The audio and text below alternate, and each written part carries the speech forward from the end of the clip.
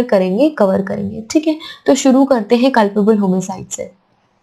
Culpable homicide को मैंने हिंदी में क्या कहा था, गैर इरादतन हत्या। तो गैर इरादतन हत्या मीन्स आपका इरादा नहीं है हत्या करने का, या आपका कोई इरादा नहीं है, बट आपको समवेयर ये पता है कि आपका कोई एक्ट ऐसा हार्मफुल हो सकता है कि उस पर्सन की डेथ हो जाए, ठीक है। तो सेक्शन ये कौन सा है, 299,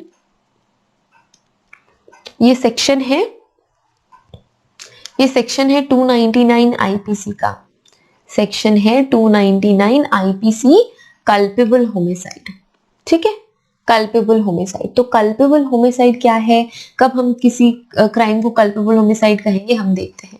whoever causes death by doing an act whoever causes death by doing an act with intention of causing death or with the intention of causing such bodily injury such is likely to cause death, or with the knowledge that he is likely by such act causes death, commits the offense of culpable homicide। यहाँ पे without होना चाहिए, act without, with intention, हाँ ठीक है, ये ठीक है। तो सेक्शन 299 आईपीसी कल्पेबल होमिसाइड क्या कहता है, कोई भी ऐसा पर्सन जो क्या कॉज करता है, डेथ कॉज करता है, जब उसका इंटेंशन नहीं है कि वो डेथ कॉज करे, और वो ऐसी कोई बॉडीली इंजरी कर रहा है उस पर्सन को जो कि डेथ कॉज कर सकती है, उसको ये नॉलेज है कि हाँ जो भी वो एक्ट कर रहा है वो डेथ कॉज कर सकती है, और अगर वो एक्ट डेथ कॉज करती है तो वो कल्पेबल होमिसाइड कहलाएगा, ठीक है। क्या कहलाएगा, कल्पेबल होमिसाइड। तो ये अभी समझ में नहीं आया होगा, लॉ का लैंग्वेज है, तो हम आगे कुछ देखेंगे एग्जाम्पल्स जिनको पढ़ने के बाद आपको क्लियर हो जाएगा। तो बात यह है कि 299 आईपीसी कल्पेबल होमिसाइड क्या कहता है कि किसी भी पर्सन के किसी एक्ट से डेथ हो गया, और वो डेथ कॉज करते वक्त उस पर्सन को पता था कि हाँ ये जो वो एक्ट कर रहा है उससे डेथ कॉज हो सकती है, ये पता होने के बावजूद भी कि हाँ जो वो एक्ट कर रहा है समहाउ वो डेथ कॉज करेगी, बट इसके अलावा उसके ऐसे कोई इंटेंशंस नहीं थे कि उसे डेथ ही कॉज करनी है, पर उसके एक्शंस डेथ कॉज कर सकते हैं इसका नॉलेज था, बट डेथ कॉज अगर हो जाती है तो वो क्या अप्लाई होगा, उस पे अप्लाई होगा कल्पेबल होमिसाइड। ये एक एग्जाम्पल है, फॉर एग्जाम्पल ए क्या है, ए कोई पर्सन है, he lays stick on the turf over a pit, ठीक है, with the intention of thereby causing death, or with the knowledge that the death is likely to be thereby caused, Z, believing that the ground to be firm, treads on it, falls in it and killed, A has committed the offense of culpable homicide। तो यहाँ पे situation क्या है, for example यहाँ पे कोई person है ए, ये कोई पर्सन है ए, इसने क्या किया, यहाँ पे गड्ढा है, तो इसने इसके ऊपर क्या झाड़ियां लगा दी, और ये ग्राउंड है, तो ये मैं यहाँ पे थोड़ी सी, ठीक है, ये ए जो पर्सन है इसको पता है कि यहाँ पे एक गड्ढा है, एंड ये जो पिट है इसके ऊपर उसने क्या कर दिए, जो भी झाड़ियां लगा दी। यहाँ से आ रहा है जेड, ये पर्सन है जेड, ये यहाँ से चलते हुए आ रहा है, अब इसे क्या लगा कि यहाँ पे ये फर्म जमीन है, यहाँ पे कोई गड्ढा नहीं है, और ये यहाँ पे आ जाता है, ठीक है, 10 मिनट्स के बाद, और ये इसके अंदर गिर जाता है, और जब ये यहाँ गिरा तो इसकी क्या हो जाती है, डेथ हो जाती है। तो ए को पता है कि इसने जो काम किया है उससे डेथ हो सकती है, बट इसका कोई इंटेंशन नहीं था कि जेड की डेथ हो, बट जेड की डेथ तो उस गड्ढे में गिर के हो गई। तो पर्सन ए ने क्या कमिट कर लिया है, पर्सन ए ने कमिट कर लिया है कल्पेबल होमिसाइड, जो कि 299 आईपीसी के अंदर आएगी, ठीक है। अब हम सेकंड सिचुएशन देखते हैं, एक और सिचुएशन है आपके पास, A knows Z to be behind a bush, ठीक है, B does not know it, B को नहीं पता है कि जो बुश के पीछे में जेड है, B does not know it, A intending to cause or knowing it to be likely to cause Z's death, including B, to fire at the bush, and B fires and kills Z. Here's B may be guilty for no offense, but A has committed the offense of culpable homicide। यहाँ पे क्या हो रहा है, यहाँ पे फिर से एक छोटा सा डायग्राम बना लेते हैं, दूसरा जो सिचुएशन है उसको देखते हैं। यहाँ पे कोई पर्सन है ए, ठीक है, ये पर्सन है ए और ये पर्सन है बी, ये बी है, ये यहाँ पे कोई बुश है, यहाँ पे बहुत सारे पेड़ हैं, झाड़ियां फॉर एग्जाम्पल कुछ भी, और इसके पीछे खड़ा हुआ है जेड। अरे इसका फेस तो पूरा बन गया, पर चलो ठीक है। ये क्या, इसका नाम क्या है, इसका नाम जेड है। ये है ए, ये है बी और ये है जेड। और यहाँ पे क्या है, जो भी है, पेड़ हैं, पौधे हैं, कुछ भी है, तो इसके पीछे खड़ा हुआ है जेड। ए को मालूम है कि जेड कहाँ है, जेड इन झाड़ियों के पीछे में है, बट बी को नहीं पता है। बी को नहीं पता है कि जेड यहाँ पे मौजूद है, बट ए को पता है। और ए ने क्या किया, ए ने बी को बोला कि इधर पे गन चलाओ, ठीक है, इधर पे गन चलाओ, गन जो भी, चलो ठीक है, गन चलाओ। बी ने गन चला दिया इस साइड पे, और बी को नहीं पता है कि यहाँ पे जेड प्रेजेंट है, बट जेड को गोली लग गई और जेड मर गया, उसकी डेथ हो गई। तो भले ही बी ने गोली चलाई है, बी ने क्या चलाई है, गोली चलाई है, बट फिर भी वो गिल्टी नहीं होगा किसी भी ऑफेंस के लिए, क्योंकि ए को पता था और ए ने बी से ये काम करवाया। बट ए ने यहाँ पे क्या कमिट कर लिया है, ए ने कमिट कर लिया है कल्पेबल होमिसाइड, ठीक है। और ये किसके अंदर आएगा, 299 आईपीसी। मैं बार बार बोल रही हूँ ताकि याद रह जाए, 299 आईपीसी पे कल्पेबल होमिसाइड आता है। ये दो सिचुएशन से हमने समझ लिया कि कल्पेबल होमिसाइड होता क्या है। तो आई थिंक ये क्लियर हो गया होगा। नेक्स्ट देखेंगे section 304 in Indian Penal Code, punishment for culpable homicide not amounting to murder. Not amounting to murder mean same है, कल्पेबल होमिसाइड या not amounting to murder. Culpable homicide, not amounting to murder, same चीज है। आपको murder नहीं करना था, but ये तो जरूर पता था कि जो भी आप एक्ट कर रहे हैं उससे डेथ हो सकती है, बट आपने उसको नेग्लेक्ट किया, ठीक है। तो ये 304 में आपको पनिशमेंट दी हुई है कल्पेबल होमिसाइड के लिए। ऐसे नहीं कि आपको पनिशमेंट नहीं मिलेगी, पनिशमेंट मिलेगी। किस सेक्शन के अंदर मिलेगी, 304 आईपीसी, 304 आईपीसी के अंदर आपको पनिशमेंट मिल रही है। Whoever commits the culpable homicide not amounting to murder shall be punished with imprisonment of life। तो आपको जीवन भर के लिए जेल में रहना पड़ सकता है, या फिर imprisonment of either of a description of a term which may extend for 10 years, 10 साल की सजा भी हो सकती है। आपको आजीवन कारावास भी हो सकता है, imprisonment of life हो सकता है, या फिर आपको 10 years की सजा हो सकती है, या फिर आपको फाइन भी देना पड़ सकता है, या सजा के साथ फाइन देना पड़ सकता है। तो ये आपको सजा मिलेगी इन कल्पेबल होमिसाइड। अब नेक्स्ट इंपॉर्टेंट सेक्शन है मर्डर का, 300, सेक्शन 300 मर्डर। इसमें दिया हुआ है सेक्शन 300, जहां पे भी सेक्शन 300 फेमस है। 300 में मर्डर से आप डील करते हैं, except in the case there and after expected culpable homicide is murder if the act by which the death is caused done with the intention of causing death। तो किसी ने intention के साथ, पहले में कल्पेबल होमिसाइड में intention नहीं था, आपने इंटेंशनली किसी को नहीं मारा है। हाँ, आपको ये पता था कि आप जो एक्ट कर रहे हैं it might cause death, but आपने किसी को बिल्कुल ऐसे इंटेंशन के साथ नहीं बोला है कि आपने किसी को इंटेंशन के साथ नहीं मारा है, कोई श्योर इंटेंशन नहीं था। बट जहां पे श्योर इंटेंशन आ गया वो क्या हो जाएगा, मर्डर। वो क्या हो जाएगा, वो मर्डर हो जाएगा, ठीक है। इन कब कल्पेबल होमिसाइड मर्डर होगा, जब डेथ, आपको पता है कि श्योर आपने गन चलाई है, सामने वाले को गोली लगेगी और वो उसकी डेथ हो ही जाएगी।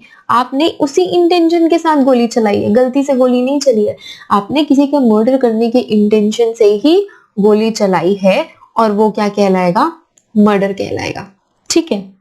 क्या कहलाएगा, वो कहलाएगा मर्डर। और ये किसके सेक्शन के अंदर आएगा, सेक्शन 300। अच्छा, अब सबने मिर्जापुर देखी होगी, तो मिर्जापुर 1 में क्या हुआ था, शुरू में क्या, वो कैरेक्टर का नाम क्या है, मैं इसीलिए रिलेटेबल एग्जांपल दे रही हूँ। सब अभी सब देख रहे हैं, सारे के सारे सीरीज देख रहे हैं, आपके पास बहुत टाइम है, और अभी तो लॉकडाउन में सबने बहुत डाटा खर्च किया हुआ है सीरीज देखने के लिए, कोई भी आजकल टीवी नहीं देखता। तो मैं मिर्जापुर का एग्जाम्पल दे देती हूँ, मैंने भी देखा मिर्जापुर। तो फर्स्ट एपिसोड में आई थिंक जो मुन्ना भैया रहते हैं वो किसी बारात में गए हुए होते हैं, और उन्हें कैसे फायर किया होता है, एयर पे फायर किया होता है, बट जो दूल्हा रहता है वो मर जाता है। तो उन्होंने क्या किया, उन्होंने क्या किया, उन्होंने कल्पेबल होमिसाइड किया था। इनिशियली क्या हुआ था उनसे, कल्पेबल होमिसाइड, उनका कोई इंटेंशन नहीं था मारने का, लेकिन हाँ जब वो हवा में फायर कर रहे हैं तो इस एक्ट से, ये जो एक्टिविटी उन्होंने करी, हो सकता है कि किसी का डेथ हो सकता था, बट वो कल्पेबल होमिसाइड के अंदर आएगा। बट सेम मिर्जापुर के केसेस में जब क्या होता है कि किसी को इंटेंशनली मार रहे हैं, फॉर एग्जाम्पल कोई और एग्जाम्पल मैं याद करती हूँ, हाँ लास्ट, चलो फर्स्ट एपिसोड और लास्ट एपिसोड की बात करते हैं।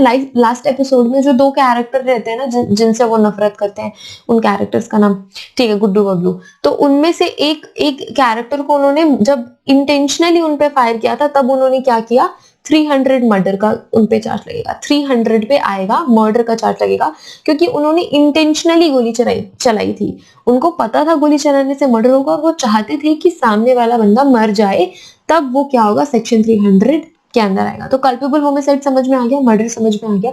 यहाँ पे कुछ और आपके पास कुछ और स्टेटमेंट्स हैं जो कि हम पढ़ लेते हैं। सेकेंडली क्या हुआ, फर्स्टली तो ये हो गया कि ठीक है, कल्पेबल होमिसाइड में अगर आपका इंटेंशन है किसी का मर्डर कॉज करना, किसी की डेथ कॉज करना, तो वो मर्डर के अंदर आएगा। सेकेंड सिचुएशन में क्या होगी, if it is done with the intention of causing such bodily injury such as offender knows to be likely to cause death of a person whom the harm is caused।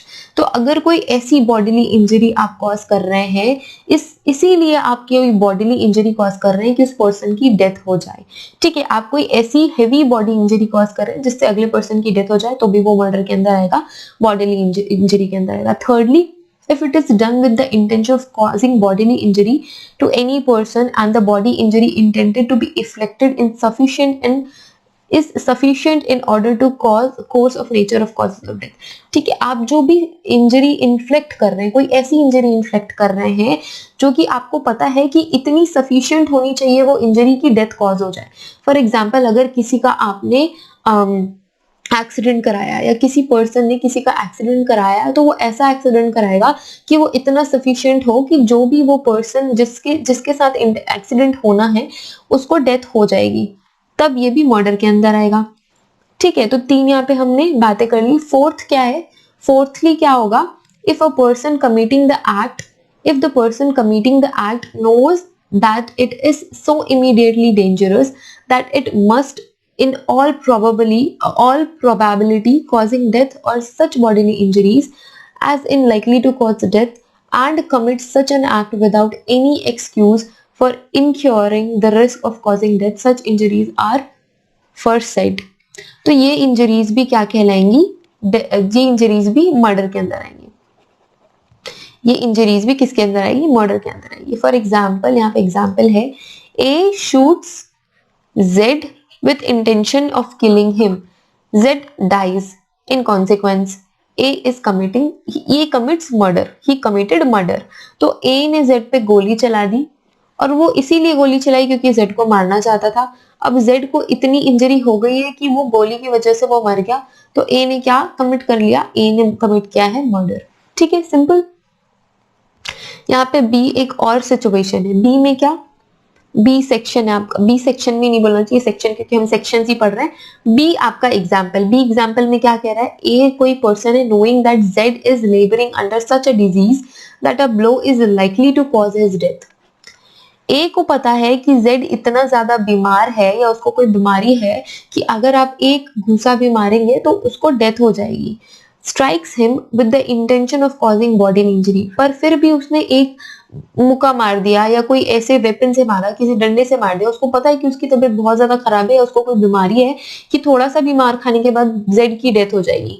किसकी death हो जाएगी, Z की death हो जाएगी, पर फिर भी उसकी डेथ कॉज करने की इंटेंशन के साथ ही उसने उसे मारा और जेड मर गया। Z dies in consequence of the blow. A is guilty for murder, तो ए ने क्या किया, मर्डर किया, he is guilty for murder, although the blow might not have been sufficient in the ordinary course of nature to cause the death of a person in a sound state of health। But जो blow है, जो उसने जितनी ताकत से मारा, normal situations पे अगर कोई बीमार नहीं है या जेड की कंडीशन में नहीं है, तो अगर कोई पर्सन किसी पर्सन को इतना जोर से मारेगा तो उसकी डेथ नहीं होगी अगर वो बंदा हेल्दी है। If A not knowing that Z is labouring under any disease gives him such a blow as would not in the ordinary course of nature, kill a person in a sound state of health. Here A, although he may intend to cause bodily injury, is not guilty for murder. If he did not intended to cause death or such bodily injury as in ordinary course of nature would cause death. तो ये example है, एक यहाँ पे diagram फिर से बना लेते हैं, ए और जेड। ये ए है, ए तो बड़ा बुरा है, वो सारे क्राइम्स कर रहा है। ये है जेड, और जेड बेचारा हमेशा मर रहा है। ये जेड है, ये बहुत बीमार है, इसको ऐसा बनाना चाहिए, ठीक है। ये जेड है। ए ने क्या किया, ए को पता है जेड बहुत बीमार है, उसकी कंडीशन इतनी बुरी है कि एक मुक्का खाने के बाद जेड मर जाएगा, लेकिन फिर भी जेड की डेथ कॉज करने के लिए ए ने इसे मारा और जेड की डेथ हो गई कॉन्सिक्वेंस में। तो उसने क्या कमिट करा है, ए ने कमिट किया murder. But in second case में ये दोनों फ्रेंड्स नहीं है, ए और जेड फ्रेंड्स नहीं है, ये जेड है। बट जेड हेल्दी नहीं है और ए को नहीं पता है। ए को नहीं पता है, उसको लगा कि एक मुक्का मारने से किसी की जान थोड़ी जाती है, उसने मार दिया। बट जेड की तो तबीयत खराब है, वो मर गया, उसे कोई ना कोई डिजीज है तो वो मर गया। तो ए ने तब मर्डर कमिट नहीं किया है। जब ए को पता है कि जेड की तबीयत खराब है या वो ऐसी कंडीशन में है कि एक मुक्का खाने के बाद वो मर जाएगा, तब उसने मर्डर कॉज किया है। क्योंकि नॉर्मल हेल्दी कंडीशन में कोई पर्सन अगर हेल्दी है, साउंड हेल्थ में है, तो उतनी जोर की मार तो वो सह सकता है। और जब ए को पता है कि इतनी जोर की मार तो कोई भी सह सकता है, तो उसने मार दिया। बट जेड की तो हालत नहीं थी उतनी भी मार सहने की, और वो मर गया। तब ए ने क्या कमिट नहीं किया है, ए ने मर्डर कमिट नहीं किया है, और इस केस में ए ने मर्डर कमिट किया। समझ में आई बात? ए को जब पता है कि जेड की तबीयत खराब है, तब उसने इंटेंशनली मर्डर के पर्पस से ही उसे मारा है, तब वो मर्डर कमिट कर रहा है। अगर ए को नहीं पता है कि तबीयत ठीक नहीं है या वो बीमार नहीं रहता और उसे ऐसा लगता है कि उसकी हेल्थ जो साउंड कंडीशन में है, और किसी भी अगले पर्सन की साउंड कंडीशन में अगर आप उसको इतनी अगर फोर्स से मारते हैं तो उसकी जान नहीं जाएगी, जब ये पता है, और ये सोच के जब उसने मारा तो वो मर्डर कमिट नहीं करेगा, ठीक है। Section 302 punishment for murder. अब हमने मर्डर पढ़ा तो उसकी पनिशमेंट भी देख लेते हैं। पनिशमेंट क्या होगी? whoever commits murder shall be punished with death or imprisonment for life and shall also be liable to fine। तो फाइन भी होगा, फाइन के साथ साथ इम्प्रिजनमेंट भी हो सकती है, पूरी जिंदगी भर के लिए इम्प्रिजनमेंट हो सकती है, या तो फिर उसको आप फांसी की सजा भी दे सकते हैं। बट डिपेंड करता है, केसेस पे डिपेंड करता है। ऐसा नहीं कि किसी ने मर्डर किया तो आपने उसको डेथ की सजा सुना दी या फिर आजीवन कारावास दे दिया या इम्प्रिजनमेंट ऑफ लाइफ दे दिया, इम्प्रिजनमेंट फॉर लाइफ दे दिया, ऐसा नहीं होता है। बट हाँ, इन केसेस आप फांसी भी दे सकते हैं या आप डेथ का उसको सजा भी दे सकते हैं, इम्प्रिजनमेंट लाइफ के लिए भी दे सकते हैं, या फाइन भी आप लगा सकते हैं। तो ये सारी चीजें